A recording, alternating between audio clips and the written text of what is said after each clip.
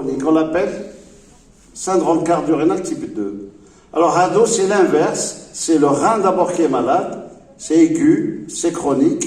C'est aigu, c'est chronique type 3, type 4. Et puis pour la diabète, pour le lupus, pour les infections, pour plein d'autres maladies, il y a ce type 5.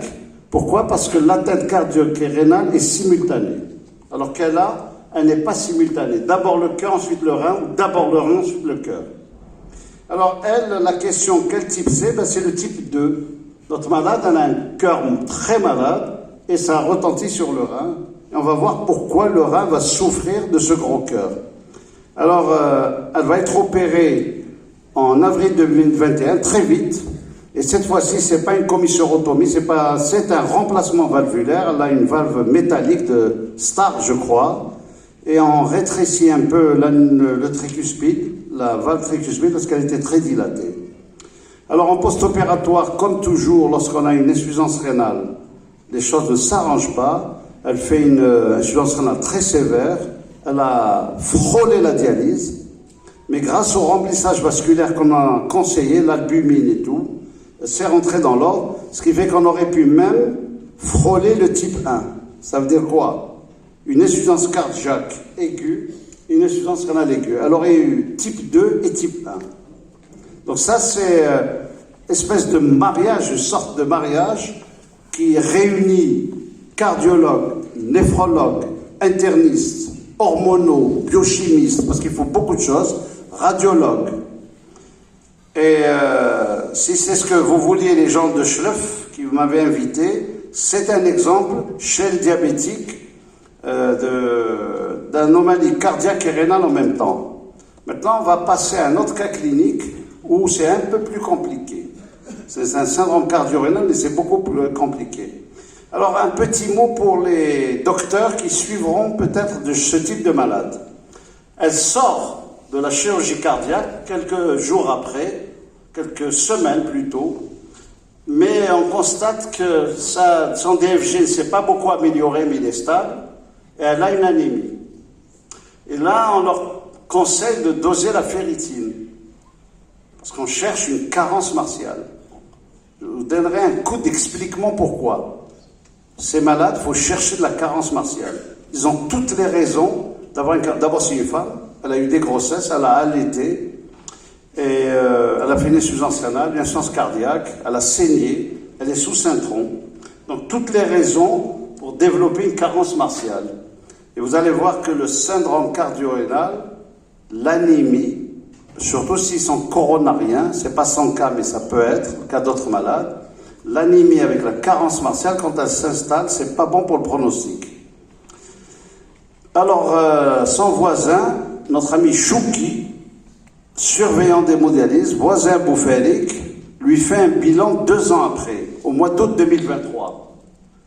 Sabelha la créatinine à 19, DFG qui était à 45, qui descend à 28. Avant qu'elle vienne, je lui dis ma Chouki, pour rentabiliser la consultation, d'Elha un pro-BNP, تسمعوا به؟ ذا شوز أشو؟ هذا الفور marqueur d'assurance cardiaque.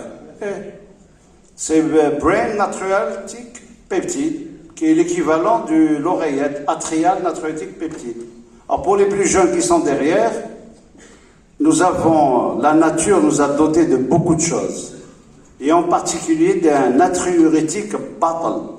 Il est produit par l'oreillette droite ou par le cerveau, et c'est une façon que le cœur a de se débarrasser du trop-plein de sel.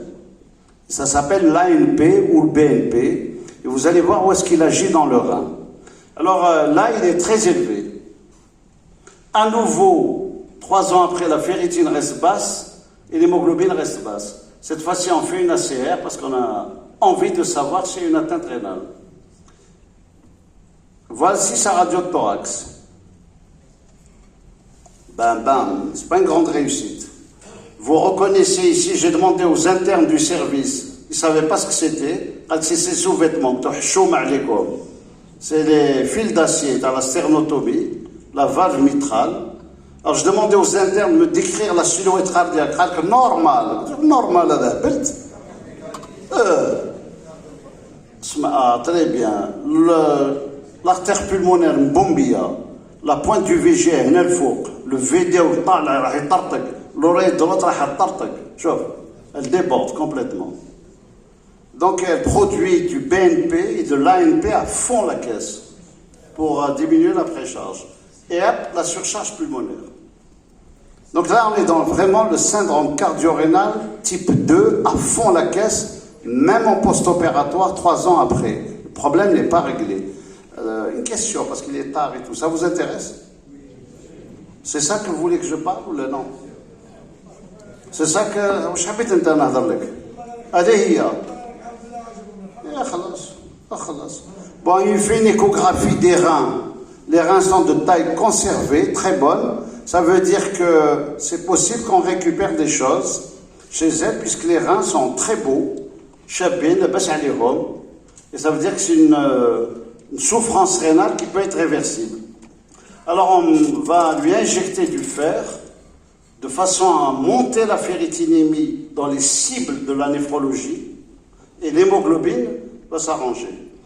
Il y a une semaine où là, il est passé dans le service, les premiers temps quand Jim boufférique, dyspléique, grâce au traitement des résidentes, ah oui, dapagliflozine, SGLT2, tarak, fer injectable, tarak, diurétique classique, tarak, elle bondit comme une gazelle, c'est vrai? N'est-ce pas les filles? Elle a demandé même s'il n'y a pas quelqu'un m'a épousé. Tellement elle se sentait mieux. C'est une bouffaricoise. Alors, non, pourquoi on s'intéresse? Vous pouvez le demander une fois de temps en temps. Si vous entendez qu'un laboratoire, comme à côté de Mustapha, ils sont deux, comme il y a la cardiologie, la médecine interne, la néphrologie qui leur envoie le BNP, c'est passé de 7000 dinars à 3000 dinars. À l'intérieur de l'hôpital Mustapha, je dis, c'est très intéressant, c'est très utile pour le malade. BNP très élevé, votre cœur est en surcharge, le cœur droit en particulier, la charge est très grande, vous allez agir. Nous devons agir pour soulager le cœur.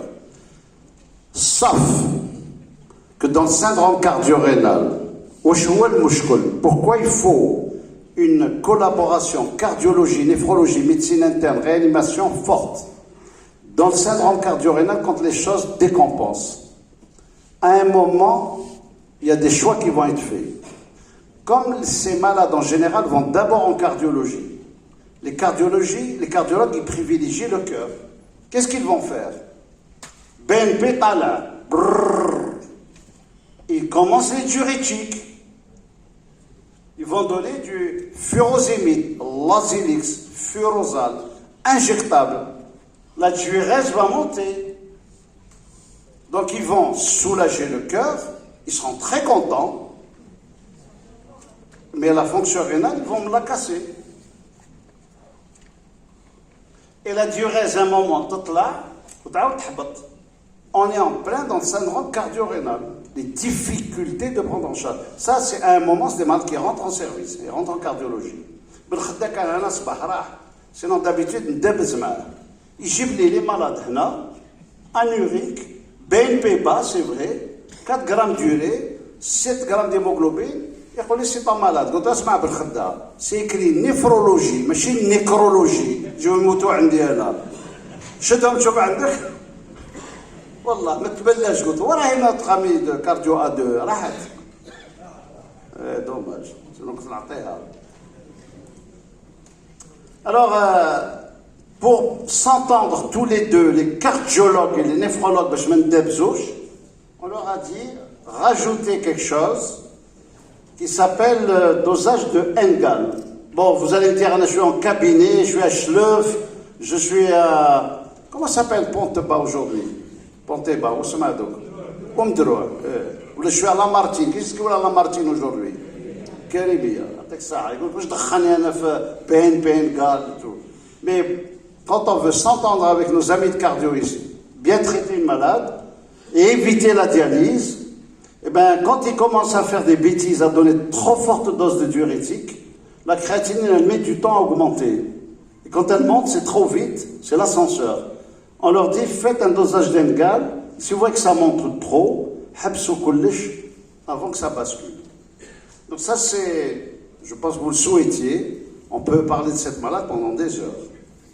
Alors, autre chose, peut-être pour les jeunes qui sont là hospitaliers, le syndrome cardio-rénal, il comporte une chose qui est très importante, qui est l'anémie,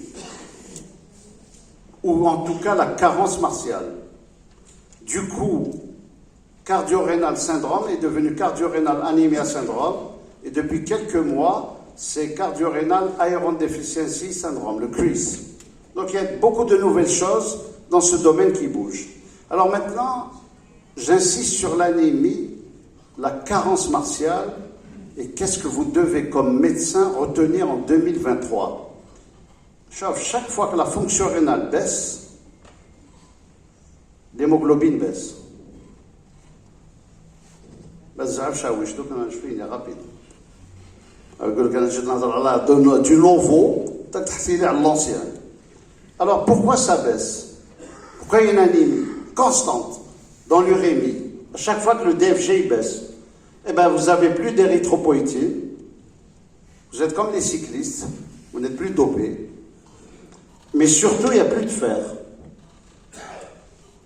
Les néphrologues maintenant, le message qu'ils donnent, c'est pas uniquement, et pas surtout le manque de PO qui fait l'anémie, c'est le manque de fer. Je vous donne un coup d'expliquement. Vous êtes d'accord? Arbitah zimatakum, adilo dohoro, je sais pas quoi. Surtout les diabétos qui voyagent beaucoup. Ils sont bzaf dans l'avion. Chauf, un insuffisant rénal en général, il est ici. Il est en carence. Ça, c'est un insuffisant qui n'a jamais été transfusé. Si je représente l'être humain, ça, c'est son foie. C'est là où est stocké tout le fer de l'organisme. Ça, c'est la sidorophilie. Et ça, c'est les globules rouges, les milliards et milliards avec leur fer sérique. L'insuffisant rénal, il n'absorbe plus le fer. Son intestin n'absorbe plus de fer du tout et il ne sait plus garder le fer. Du coup, il a une anémie microcytaire au départ. Avant l'anémie microcytaire, il a une carence en fer majeur avec des ferritines effondrées. Alors les normes pour l'insuffisant rénal, c'est inférieur à 100, c'est déjà grave. Ici, c'est supérieur à 100. Alors pourquoi je vous dis tout ça? Vous allez le rencontrer dans la vie.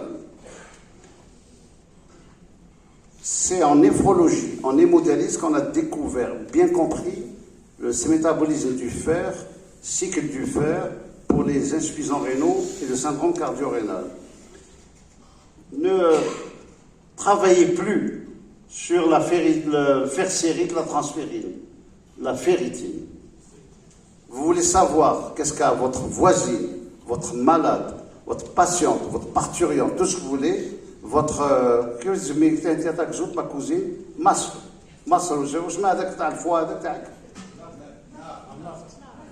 non, c'est mafle maintenant. C'est dépassé.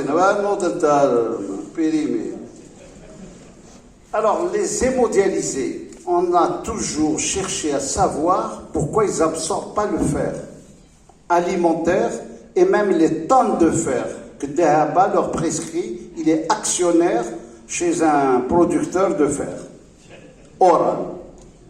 Il me donne des tonnes. Leurs malades, des seins noirs, nauséabondes avec des douleurs gastriques. Ben, je vais vous dire.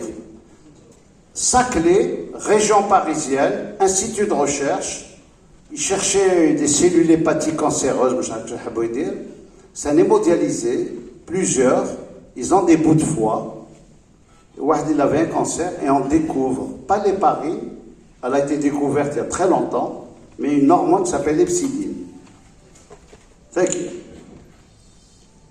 L'urémique produit en grande quantité une hormone naturelle qui s'appelle l'hepsidine. HEP, ça vient du foie. Je l'epsidine. À quoi elle sert? On l'a dosée chez l'urémique, très élevée. On l'a dosée dans le lupus, la polyarthrite rhumatoïde, tout ce qui est inflammatoire, très élevé. On l'a dosée chez les sujets qui ont l'hémochromatose, qui meurent d'insuffisance cardiaque, 0 hepsidine. On l'a dosée chez les femmes enceintes, 0 hepsidine. Wesh ma'netha que l'anémie inflammatoire et l'anémie de l'urémie, c'est l'hepsidine. Alors pourquoi il n'y a pas d'hepsidine dans l'hémachromatose? Eh bien parce que les sujets hémochromatosiques, ils ne font qu'absorber le fer alimentaire. L'être humain est programmé pour ne pas devenir un homme ou une femme en fer. Nous n'absorbons pas, Dieu merci, le fer alimentaire et Dieu merci le fer dans l'industrie pharmaceutique. L'hepsidine nous protège contre l'hémochromatose et l'hémosidérose. L'urémique, ça ne sert à rien de lui donner du fer. Ah oui, l'insuffisance cardiaque. Le diabétique. Quelles sont les situations chroniques où l'hepsidine est au plafond? L'urémique chronique, le diabétique et le cardiaque. Globalement. Alors qu'est-ce qu'elle fait cette hepsidine quand elle est très excitée? Eh bien, elle bloque l'absorption intestinale de fer. Ça ne sert à rien de donner du fer. Ça ne sert à rien. Niet. Alors, dans l'organisme, elle empêche le fer de sortir du cimetière et elle embête le transfert du fer vers la moelle, lieu de production des globules rouges.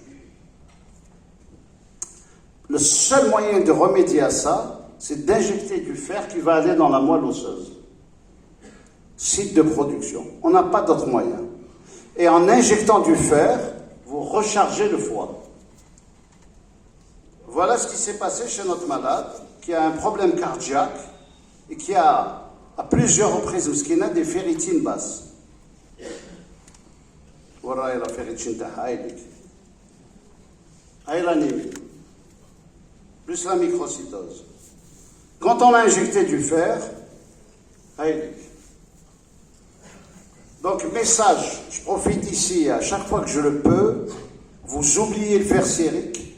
La coefficient de saturation, c'est pas mauvais, c'est ferritine pour bien interpréter la CRP associée, l'inflammation, et c'est le fer injectable. Est-ce que vous avez des endroits ici à Chelef pour injecter le fer? Oui. Chagulto?